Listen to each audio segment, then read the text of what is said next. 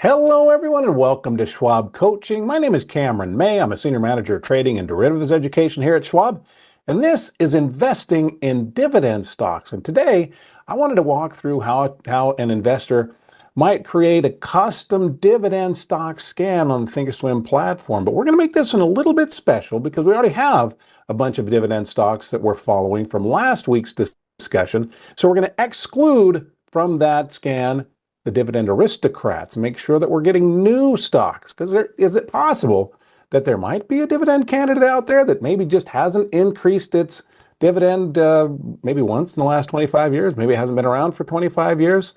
Should be an interesting discussion, guys. Before we get to any of that, though, let me first of all say hello to everybody who's chatting in.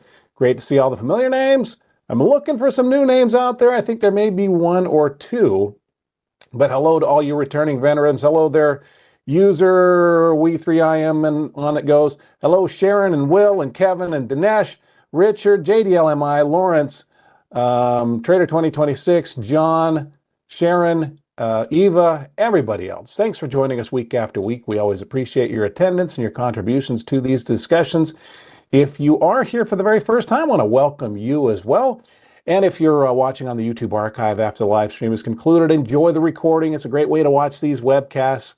But be aware that you're certainly invited to join us in the live stream audience if you'd like to be here. This is a Thursday webcast series. We kick things off promptly at noon Eastern time.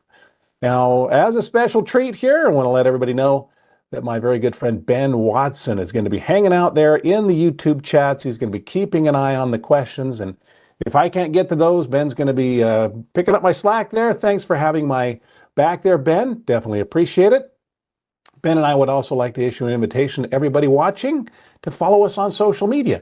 You can find Ben and me on X, so you can follow us there.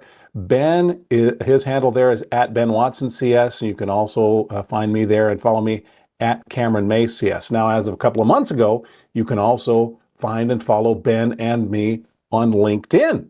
So you just enter that typical LinkedIn URL prefix. So it's linkedin.com/in and then /BenWatsonCS to find Ben, or /CameronMayCS.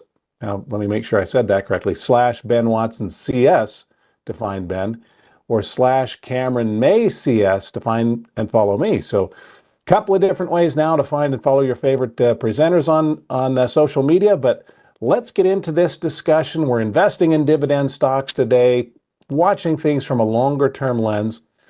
But as we do, just bear in mind that even taking longer term approaches, investing approaches, carry risk. So bear these important disclosures in mind. This material is intended for general informational and educational purposes only. There are risks associated with investing in dividend-paying stocks, including but not limited to the risk that stocks may reduce or stop paying dividends. Schwab does not recommend the use of technical analysis as a sole means of investment research. Investing involves risks, including the loss of principal, and risks of REITs are similar to those associated with direct ownership of real estate. All right, so with that important stuff accomplished, let's set an agenda for today's discussion. Last week was the first in this new series, Investing in Dividend Stocks. So we're going to do a quick check-in with our portfolio, which right now consists of one dividend company, but I'll show what a dividend investor may be keeping an eye on as they're building out their portfolio. Then we're going to take a look at the markets through that lens of the longer-term dividend investor's eyes. So it could be a very different way of looking at the markets than maybe someone who's out there trading a more aggressive portion of their portfolio. Then we're going to have our discussion of searching for stocks that might meet a trader's or an investor's priorities, but that aren't already in our list of dividend aristocrats. So we're going to run a scan for companies that have maybe a strong track record of paying dividends, maybe above average yields, all the things that we listed as example priorities last time. But before we're done today, we're going to be buying one of those stocks, and you're going to help me with that. I'm going to propose a couple that we're going to do a quick comparison of. We're going to make a selection, add that to our dividend investing portfolio. Paul says it is very different, right? Looking at the markets through the eyes of a trader versus the eyes of an investor. Yeah, but let's go have a look at our example portfolio. We have just the one position right now, 100 shares of Target.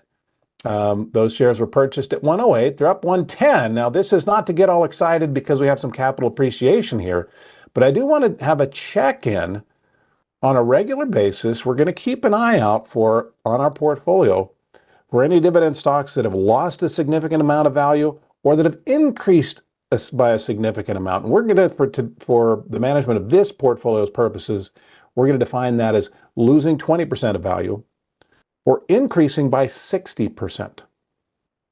So what that net might do is for our position, for each position, when we first bought TGT, we are managing a hypothetical portfolio of $200,000, and this was purchased at around 5%. So we paid $108 per share for 100 shares.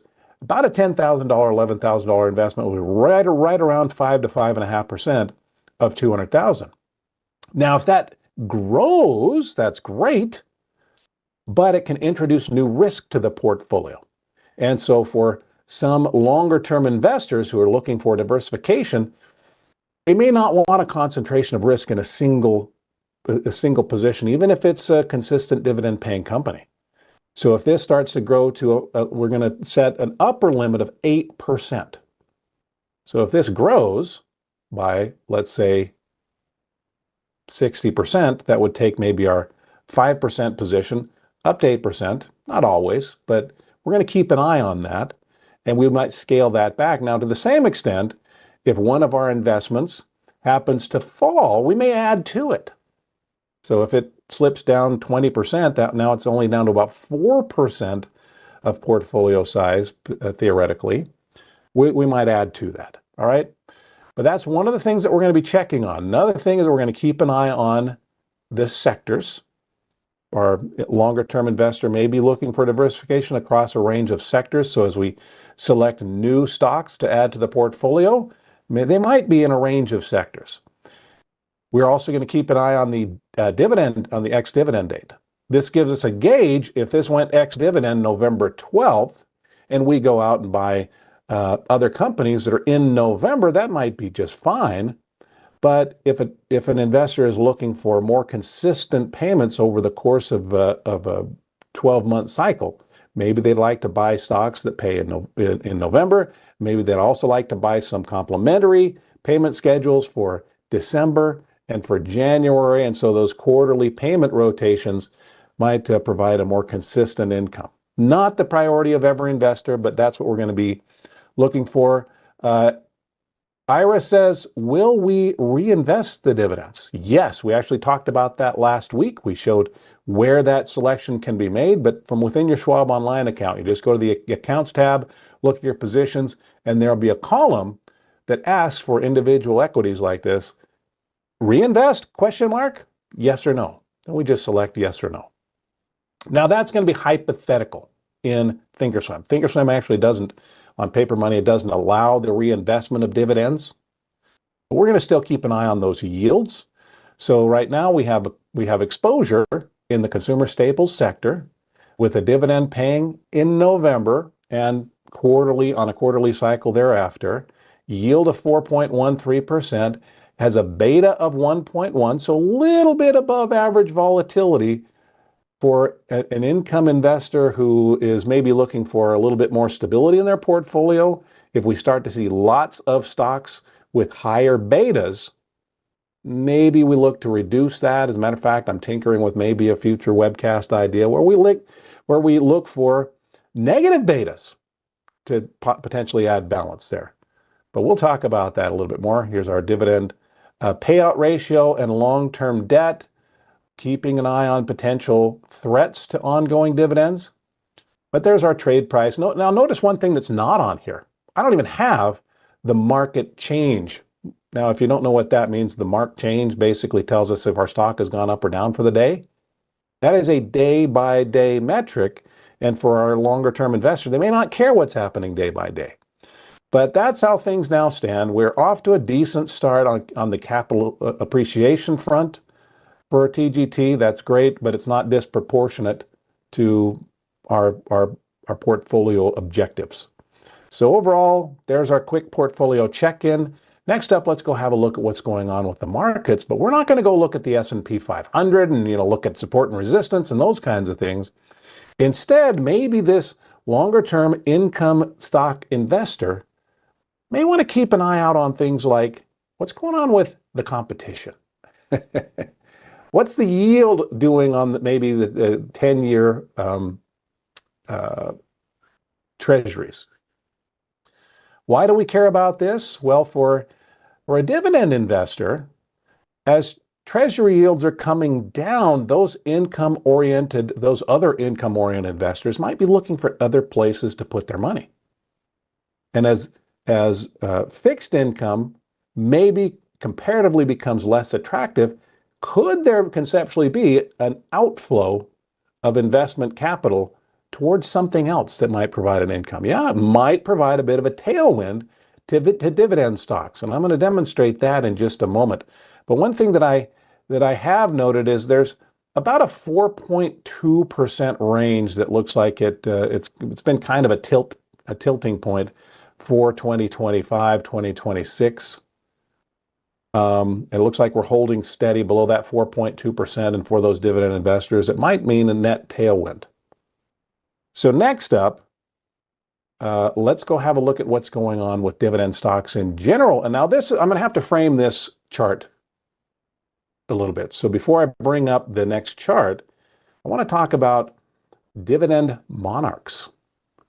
How many of you have heard of that phrase, dividend monarchs? Well, you've already heard about dividend aristocrats if you watched my webcast from last time, which is basically S&P 500 companies that are paying dividends and that have increased those dividends every year for the last 25 years. That's the requirement. And there's the requirement they have to be at least a $3 billion company.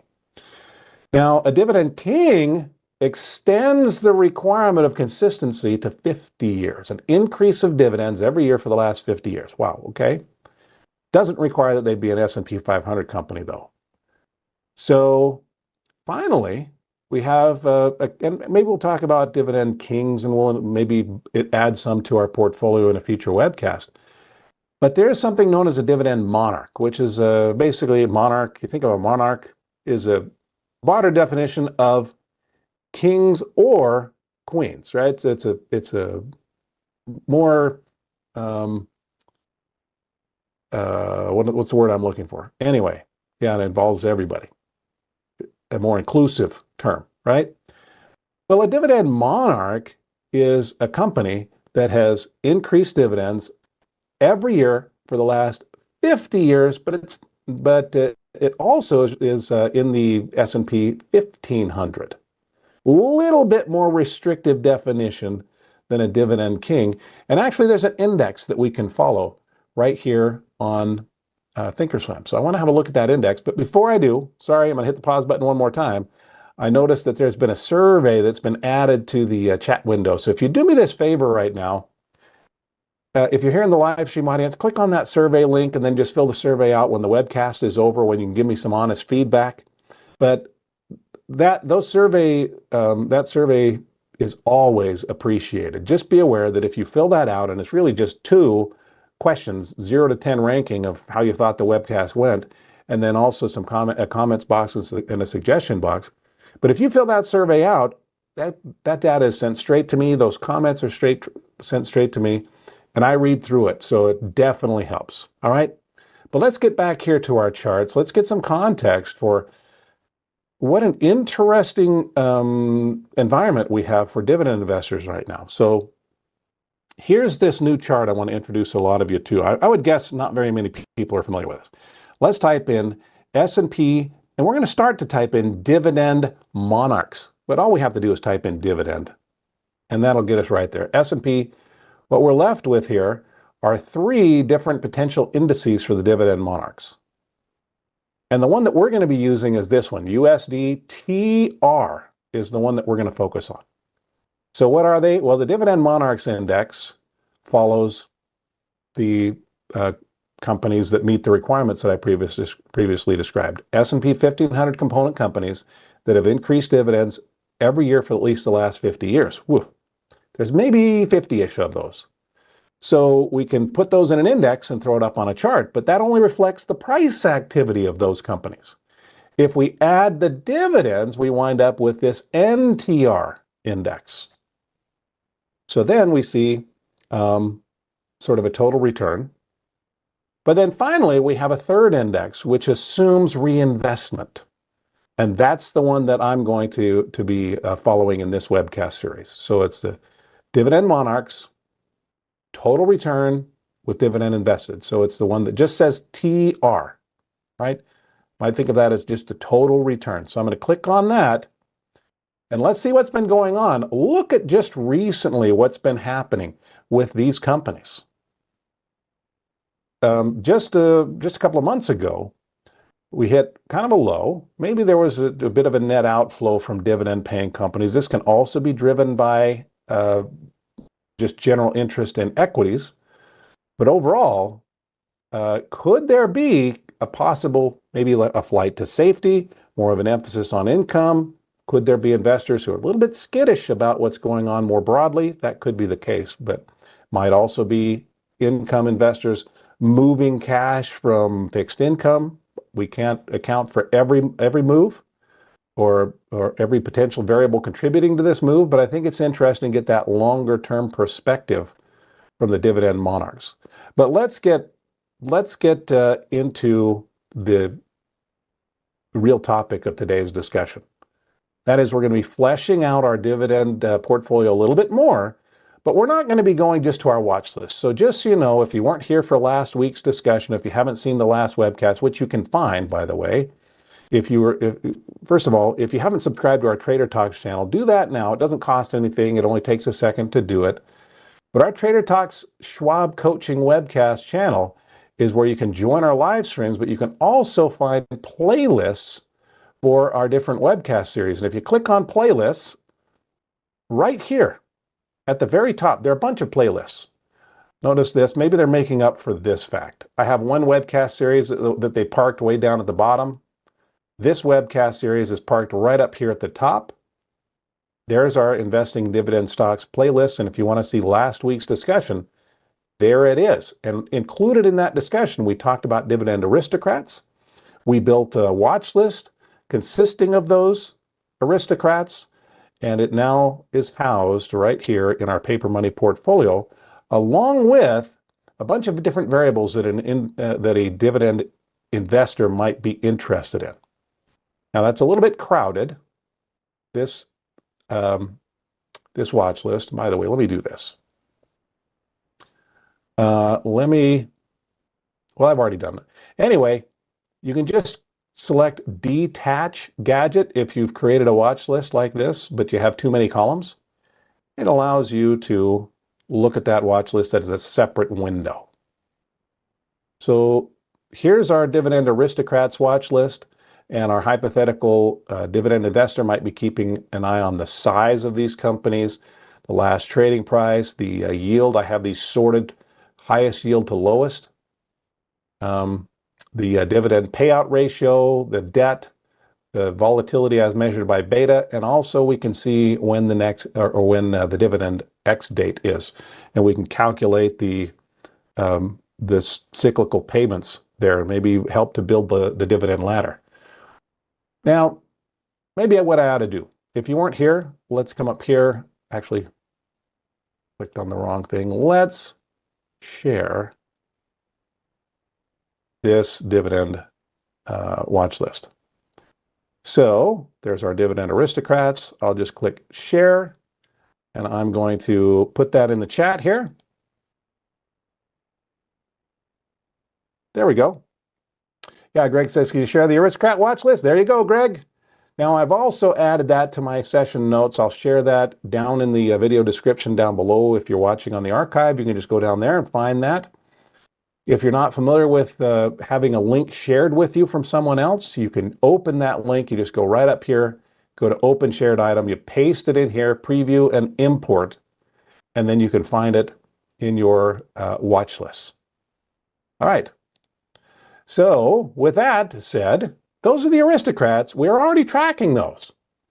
But is it conceivable that for a dividend investor, there might be an attractive candidate that just happens to not have been around for the last 25 years, and therefore it's not going to show up in a Dividend Aristocrats list.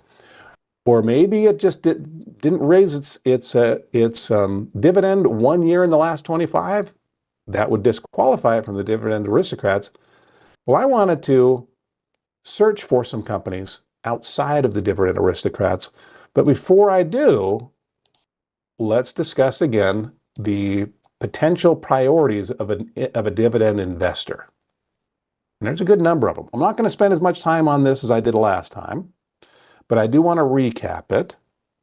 So before we go looking for dividend stocks, we might as well define what it is the investor might be looking for. Obviously, we're looking for dividends, so we're going to be looking for yield. Now, to put yield in perspective, right now, the average yield on an S&P 500 company that pays dividends is barely over 1%. Ooh, sounds like those companies are being a little bit stingy. Not necessarily. One thing that can significantly impact yield is just prices going up and up and up and up. So as prices go up, it drives yields down as a ratio of the dividend to that price. So let's maybe filter for yield. Now, a second priority for investors might be adding diversification to a portfolio. Let me get my cursor out of the way so you can see what I'm typing. So we're keeping an eye on that in our scan results. We're also going to keep an eye on that on our monitor tab. Number 3 is going to be the payment schedule of those dividends. If the trader is looking to build something called a dividend ladder, maybe have some stocks paying dividends in November and every three months thereafter, maybe have some stocks paying in December and every 3 months thereafter, and so on. All right, a fourth potential priority is the consistency of dividends, and that's where the Aristocrats might have helped. I'm going to show a different way that we might quickly check that. Number 5 is going to be the debt load, which might introduce risk because a dividend is not guaranteed. A dividend can be cut, and one of the leading indicators that may point toward a potential cut to a dividend or elimination of a dividend is increasing debt load. So maybe looking for lower loads of debt, maybe on that longer term basis, might help avoid that sort of a thing. And boy, shareholders don't tend to like to see dividend cuts or the elimination of dividends, and it can be a kind of a double whammy. We lose the dividend, but also we see a big drop in the share price is a fairly common reaction to that. So it might be something that the dividend investor might want to avoid if possible. Next up is the volatility of the stock. Dividend investors on the whole tend to be the types that are not looking for a roller coaster ride in their share value while they're just waiting for the next dividend payment. Now, finally, is going to be the overall total performance of the stocks that we're investing in, not just dividend yield or dividends, but also price appreciation. If price is going down over the long term while dividends are being collected, that can be a wash. It can actually be a loss. So maybe the investor here is looking for at least some stability and possibly growth. So there are seven different example priorities, not an exhaustive list, not the list for everyone. But let's see if we can satisfy to what extent possible those criteria. So let's go build a scan. So I'm going to go to the Scan tab, and nothing I'm going to be doing is going to be exclusive to, let's say, the live platform. So this can be done right here on our simulated or our paper money platform. But let's start to build a scan that addresses these, well, or at least assists with these. Well, first thing I'm going to do, how about for, this begins to address things like volatility. Let's still keep this scan in the S&P 500. We don't have to. This is a scan that could be built to look outside the S&P 500. But the Aristocrats are sprinkled all throughout the S&P 500, and we already have a watch list of those. So I'm going to exclude those. And I don't know if you were aware that you could do this, but if you've created a watch list already and you don't want redundant symbols, let's exclude the companies in that watch list. So I'm going to go to my personal watch list and exclude the dividend aristocrats so I don't get an overlap. All right, now that we've set the sorts of stocks that we are looking into, let's define the specific characteristics that we want to find from those companies. And we're going to start with yield. Now, obviously, Greg says, would you not consider international as well for diversity? That's a possibility, Greg. I'm looking into that as a potential focus of a future webcast. Got to do a little bit of digging into any sort of regulatory constraints that I might have to operate under. I like to color inside the lines. So hang on to that thought for now, Greg. But let's look for yield. All right, yield happens to be in our default stock menu. That's actually down here toward the bottom. These are organized in alphabetical order. So let's go down here to yield. And if the average on an S&P 500 dividend paying company is barely, I think it's like 1.15%, 1.13%, something like that. It varies from day to day with changing stock values. But let's say, let me move this over just a little bit further, give myself a little bit more space here. Matter of fact, I can just hide this and we'll come back to it in just a moment. But let's put in a minimum yield requirement in our custom scan of 2%. And then let's maybe cap that at 6%. Why would I put a cap on this? Why in the world would I put a cap on this? Isn't higher yield always better? Not necessarily. Why would yield be really high? It could be because price is crashing down, and compared to last quarter's dividend payment, it's starting to look proportionally like a pretty high yield. That could be a problem. Might be a sign that there's something bad going on with the company. It's not a guarantee. Maybe it pulls out of its tailspin.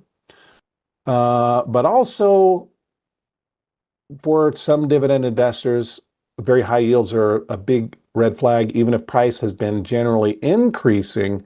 If a company is paying a great big percentage of their earnings in the form of dividends, that's really difficult to sustain over the long term. They're literally writing off lots of assets and having to replace those in cash flow, in earnings on a quarterly basis or a monthly basis or however frequently they're paying those dividends. So that can be a risk. Maybe they're able to squeeze out a big dividend right now. That could be a threat that could change, and that could introduce volatility to the portfolio. So let's just maybe put a cap on that. Let's say between 2 and 6%. So above average, actually this is about double average right now, up to maybe a high end of 6%. Next thing that we might want to look for, how about, let's go for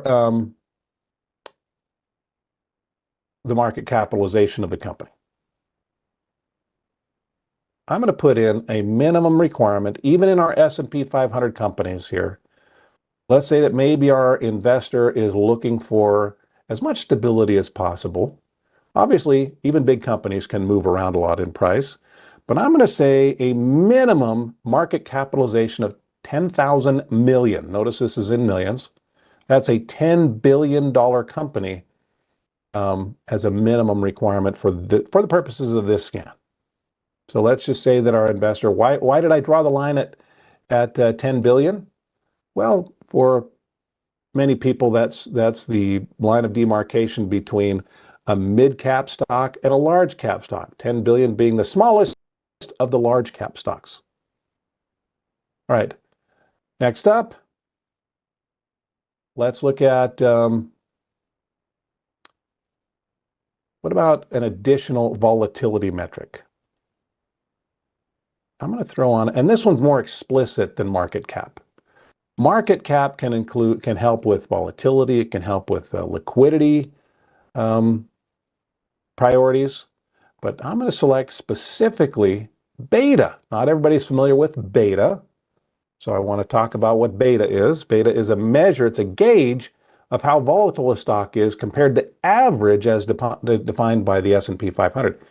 More precisely, It's just, how does a stock typically move as the S&P 500 moves? So if the S&P goes up 1% and our stock that we're considering has a history of also typically going up 1%, hey, that's moving just with the S&P, we'd say it has a 1-to-1 relationship, or in other words, it has a beta value of 1.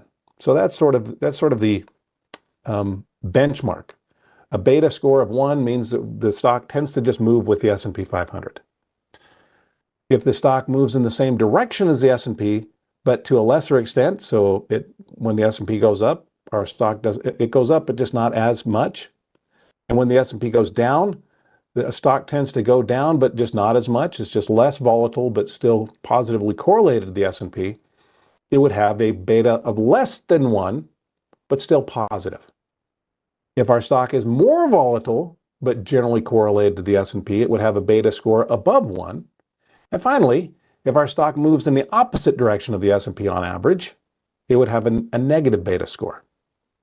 So how about for this beta requirement? Let's look for stocks that have a score of 0.5 beta, or a beta value. It's not a score, it's a value. Anyway, a beta value of 0.5 would mean this company is positively correlated, because it's a positive number, with the S&P 500, but it just moves at about 50% the volatility of the S&P. And we're going to cap that, let's say, at 1.5. A 1.5 beta means this company moves in the same direction of the S&P usually, but it can be more volatile, about 50% more volatile on average over a longer period, 5 years. So one more customization I want to add to this scan, and that is debt. Okay, so we're addressing yield. Diversification, we'll do that as we select our stock. Payment schedule, we'll do that as we select our stock. Consistency, I'm going to check a chart. Okay, but debt, volatility, performance, we can also check on the chart. Let's add a debt requirement to our scan. So I'm going to come up here to add filter, and we're going to add a fundamental filter. Fundamental is sort of the health of the company behind the stock chart. And for this, since it is debt, it's actually called the long-term debt to capital. So let's come down to long-term debt to capital.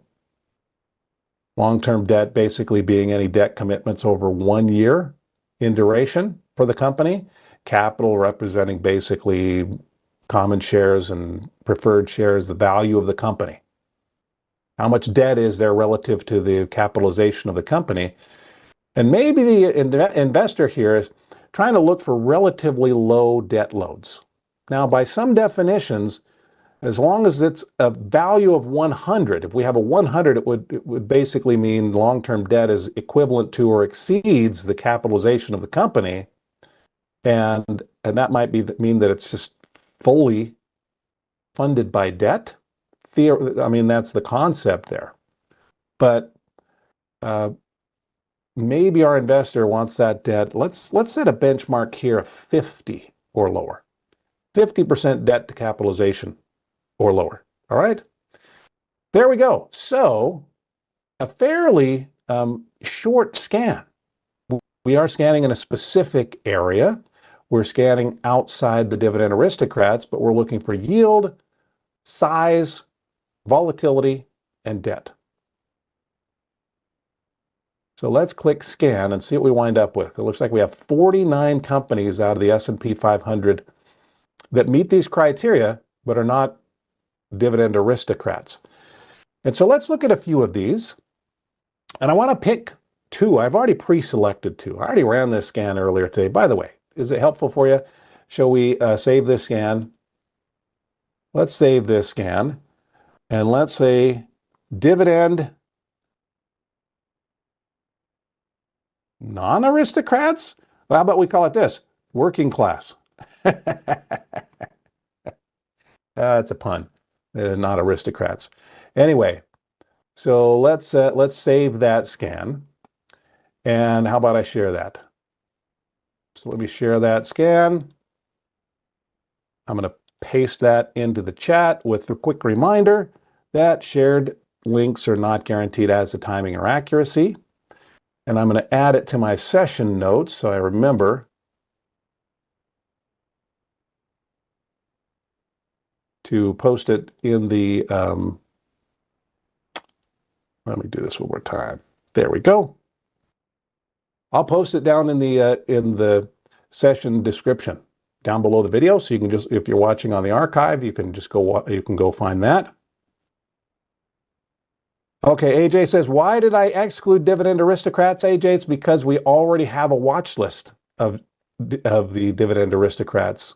So I didn't want to build two watch lists and be looking at basically the same stocks. So if we don't already have a watch list of Dividend Aristocrats, maybe we don't want to exclude those. All right, but let's click scan again. And yeah, we're going to be comparing Prudential and KMI. Why not Dow? That is claiming a dividend yield of 11%. I put a cap on this of 6%. If its dividends had been held constant all year, this is what its yield would be. But what has Dow actually done? Let me show you this. Here's one thing the investor might do before grabbing a dividend stock from this scan and committing to it. Look at the dividend history. What were dividends 2 or 3 and 4 quarters ago? 70 cents. What are dividends now? 35 cents. There hasn't been a stock split. Why are dividends lower? The dividend has been cut. Very likely because price has come down, and it's been coming down for a long time, by the way. And as price comes down, if the dividend is held constant, it becomes a very high yield. And eventually the company can't keep up. Quite commonly, it might get cut. So that is something that dividend investors might not be keen on. Maybe some are okay with that if they think the stock is going to recover, if they think the company might pull out of whatever this tailspin is that's caused its share value to drop and the earnings to be cut. Yeah. Pardon me, sorry, I read earnings right there, Paul. I read you say earnings are negative and then tried to say dividends at the same time. It didn't work out. So we're not going to be adding Dow to our portfolio, nor are we going to, let's see, what was the other one I was looking at? Was it Viatris? I would guess that's how that's pronounced. I usually know how to pronounce publicly traded companies, but this one's not one of them. So what's going on with Viatris? Well, let's see. If we look at this over the longer term, let's come up here to our chart settings. Last week, we talked about how we might adjust for dividends. So we're seeing a chart that doesn't just show us price as it goes up and down, but also adds in dividends that are paid. So we're seeing total returns, much like we did on our dividend monarchs. Let's change this to all. So we're adjusting, we're adding in all dividend payments over time as well. Let's click apply, click OK. And I want to look at this over a longer term chart. And what has this been doing? For dividend investors, this is a company that has been struggling over a long period. How about for our hypothetical investor, let's say, what is this? Let's get rid of that. There may be an emphasis on looking for at least some stability from price over the long term. So let's look at maybe PRU and KMI. Now, Prudential is in financials. Our current position is in staples, so that's adding some potential diversification. KMI is in energy. Now, I'm also skipping over all of these. You're going to see a lot of companies rise to the top when sorted by yield. A lot of real estate companies. Why is that? Because a lot of these are REITs. They're required to pay through 90% of their profits to shareholders. We need to discuss the pros and cons of REITs in more detail in a future webcast. Just be aware that REITs have a similar exposure to owning physical real estate, similar exposure to risk. Anyway, so let's look at maybe KMI versus Prudential and add one of these to our portfolio. So let's bring up Prudential on a longer term chart. Again, it's not so I can look at even cyclical highs and lows, although for a dividend investor, maybe, A cyclical low might provide an opportunity to buy the stock at relative lows. And if the dividend is consistent, it might crank up the yield as of the moment of that entry. Obviously, price can change after that. But what we are seeing is over at least a 10-year span, price plus dividends has produced a pretty good, not just pretty good, come on. This is multiples of return of hundreds of percents of return for historical investors in Prudential. Now, another thing that we can do is check very quickly if the dividend has been relatively consistent. So if we see little green icons at the bottom, and I pointed that a number of years ago, there was a 70-cent dividend. Let's move forward a couple of years. 90-cent dividend. Let's move forward a couple of years. 110. Let's move forward. 120. Are we seeing a pattern? 130. What is it right now? 135. So here is a company that has been increasing dividends. That's not a guarantee to continue, but we're also seeing some context for the total return on the chart. Let's compare that with KMI. Here's KMI, different sector, so still potential diversification. I've already checked, but yes, this has that same history of increasing dividends. And so what I'd like you to do is help me select. Are we going to add some Prudential for the financials into our portfolio, or are we looking to maybe add Kinder Morgan? Some energy. What do we think? And in the future, we'll do a little more in-depth comparison of sectors, if it's helpful to you. But what should we do? Prudential or KMI? PRU or KMI? If you chat those in, the first symbol to get 3 votes, I'm going to add that to the portfolio. I think it's not really fair to have KMI parked here because it might bias the vote. Let's also bring up Prudential again. Anyway, all right, looks like we got a bunch of votes for KMI, so let's add some KMI to our portfolio. Let's go to our trade tab. Let's type in KMI. We have, for this $200,000 portfolio, we're going to do a 5% allocation to each of these. So 5% is $10,000. $10,000 divided by about 27.63 per share is about 362 shares. Let's do it. 362 shares. To purchase that, we're going to click on the ask price. No, I'm not going to be putting a stop on this. We're treating this as an investment. It's a longer term commitment. And we will trim or eliminate this position if the dividend is cut, if it starts to grow a lot, which is great, but it becomes disproportionately large to our portfolio, maybe we'll trim it back. But 362 shares, I'm going to put that in as a market order. And we're going to click confirm and send.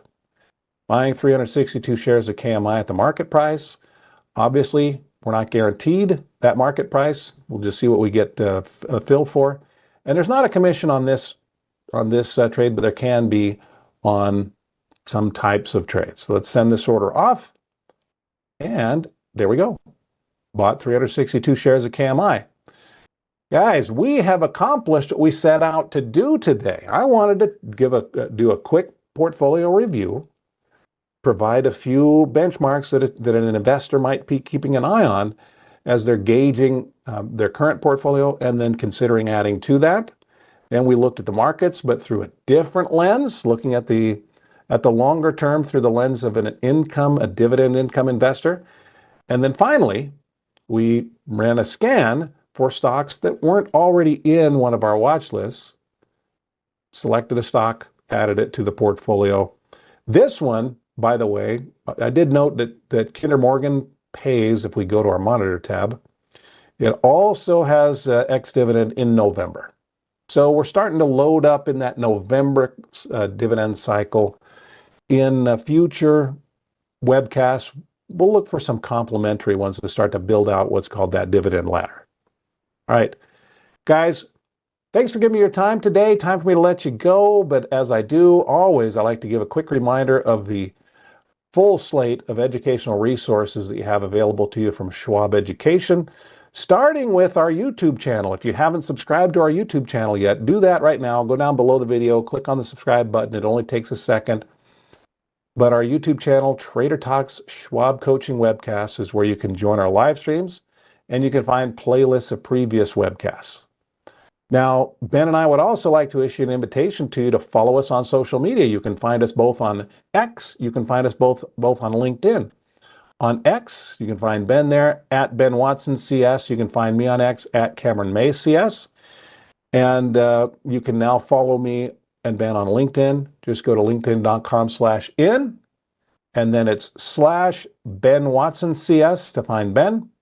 It is /Cameron May CS to find me. You can just follow us right there. But if you reply to one of my posts here on X or on LinkedIn, I try to reply right back to you. Everybody, thanks for all the thumbs up. That's definitely appreciated. That certainly helps. Also, this is my final reminder to you to fill out that survey if you would.